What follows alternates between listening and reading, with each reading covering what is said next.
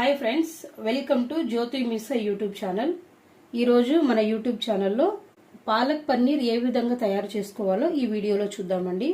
ముందుగా పాలక్ పన్నీర్కి కావలసిన పదార్థాలు: పాలకూరని ఈ విధంగా శుభ్రంగా క్లీన్ చేసుకుని సన్నగా కట్ చేసుకోవాలి.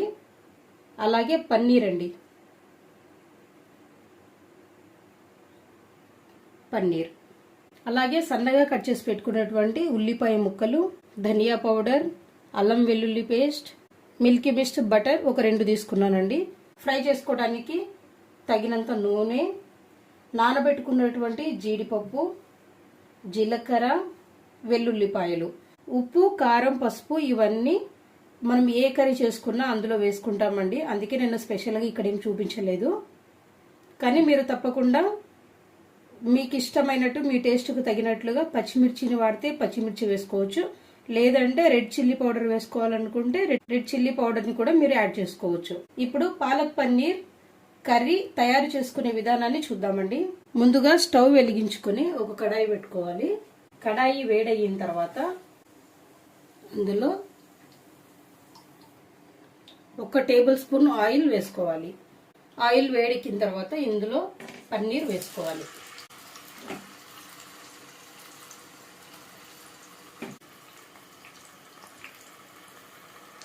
పాలక్ పన్నీర్ కర్రీ హోటల్ స్టైల్లో మనం ఏ విధంగా తయారు చేసుకోవాలని మన తలని బద్దలు కొట్టుకునే అవసరం లేదండి. మనకు దగ్గరలో ఉండేటటువంటి రైతు బజార్కి వెళ్ళి ఒక 2 కట్టల పాలకూర, అలాగే సూపర్ మార్కెట్లలో మనకి ఈ పన్నీర్ దొరుకుతుందండి. మాకైతే దగ్గరలో డీమార్ట్ ఉంది, డీమార్ట్ లో తెచ్చుకున్నామండి మేము పన్నీరు. బై 1 get 1 అండి. అంటే ఒక్క పన్నీర్ ఇది మాకి 50 రూపీస్కి వచ్చిందండి. అంతే అండి, ఎంతో సింపుల్ గా మనకు ఈజీగానే ఇప్పుడు అన్ని దొరుకుతున్నాయండి మార్కెట్లలో. మనమేం భయపడని అవసరం లేదు. అయ్యో మేము ఎక్కడ తెచ్చుకోవాలో ఏం కథనో అని.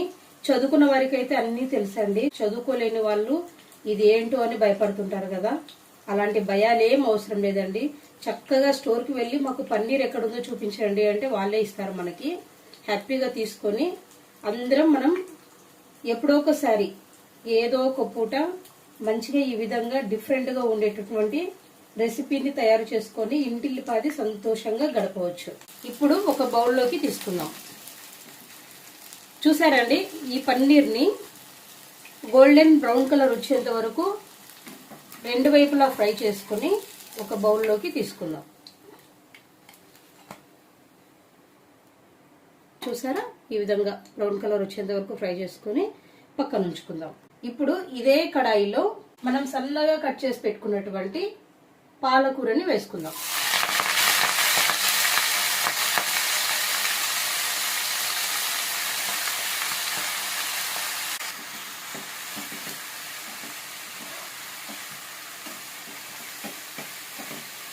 పాలకూర చాలా త్వరగా మగ్గిపోతుంది. వేడి తగలగానే ఇది మంచిగా కుక్ అవుతుంది. కారం కాకుండా పచ్చిమిర్చితోనే పాలక్ పన్నీర్ చేసుకోవాలనుకునేవారు పాలకూర వేసినప్పుడే పచ్చిమిరపకాయలను కూడా ఇందులో వేసుకొని ఫ్రై చేసుకోవాలి. చూసారండి, ఆయిల్లో పాలకూర బాగా ఫ్రై అయింది. ఇప్పుడు ఈ పాలకూరని ఒక బౌల్లోకి తీసుకుందాం.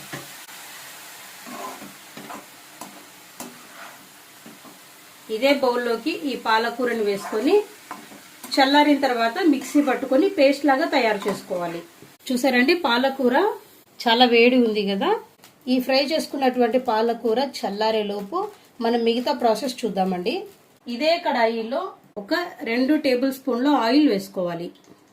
ఆయిల్ వేడెక్కిన తర్వాత అందులో 1 టేబుల్ స్పూన్ జీలకర్ర, కచ్చపచ్చగా దంచుకున్నటువంటి వెల్లుల్లి, వీటిని వేసుకోవాలి. ఇందులోనే సన్నగా కట్ చేసి పెట్టుకున్నటువంటి ఉల్లిపాయ ముక్కల్ని వేసుకోవాలి.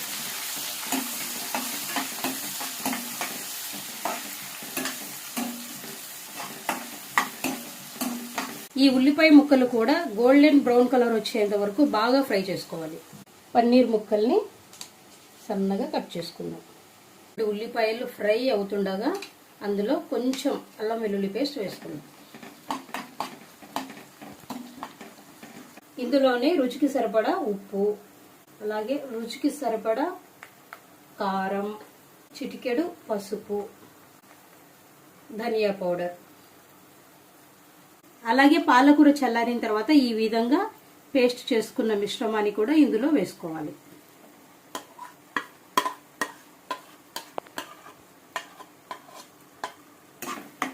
బాగా కలుపుకోవాలి.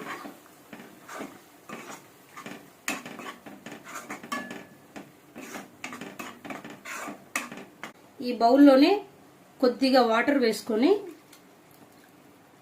పోసుకోవాలి. మరొకసారి బాగా కలుపుకుందాం. ఇందులోనే నానబెట్టుకున్నటువంటి జీడిపప్పు పేస్ట్ని వేసుకోవాలి.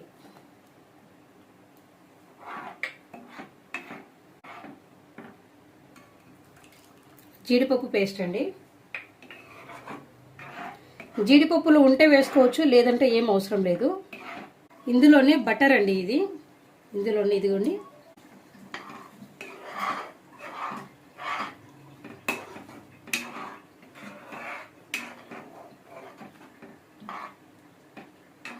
బటర్ వేసుకున్న తర్వాత సన్నగా కట్ చేసుకున్నటువంటి పన్నీర్ ముక్కల్ని కూడా వేసుకుందాం. పన్నీర్ ముక్కలన్నీ వేసుకున్న తర్వాత మూత పెట్టుకొని 5 నుంచి 10 నిమిషాల వరకు ఉడికించుకుందాం. మధ్య మధ్యలో అడుగంటకుండా కలుపుకోవాలండి. 10 నిమిషాలు సిమ్లో ఉడికించుకున్న తర్వాత కర్రీ ఈ విధంగా దగ్గరగా ఉడికింది చూడండి. ఇప్పుడు పర్ఫెక్ట్గా కుక్ అయిందండి. స్టవ్ ఆఫ్ చేసుకొని ఒక బౌల్లోకి తీసుకుందాం. అంతే అండి, ఎంతో సింపుల్గా ఉండే పాలక్ పన్నీర్ కర్రీ తయారైంది. ఈ పాలక్ పన్నీర్ కర్రీని చపాతీతో, అలాగే జొన్న రొట్టెతో కానీ, అలాగే రైస్లోకి కూడా చాలా బాగుంటుందండి. తప్పనిసరిగా మీరు కూడా మీ ఇంట్లో తయారు చేసుకొని తిని టేస్ట్ ఏ విధంగా ఉందో తప్పనిసరిగా మాకు కామెంట్ రూపంలో తెలియచేయండి. తక్కువ ఇంగ్రీడియంట్స్తో రుచికరంగా తయారు చేసుకోవచ్చు అండి. చూశారు కదా ఫ్రెండ్స్, ఇలాంటి మరెన్నో వీడియోస్ కోసం ఈరోజే జ్యోతి మీసా అనే యూట్యూబ్ ఛానల్ని సబ్స్క్రైబ్ చేసుకోండి. లైక్ చేయడం మాత్రం మర్చిపోవద్దు. మీ ఫ్రెండ్స్కి కూడా షేర్ చేయండి. Thanks for watching.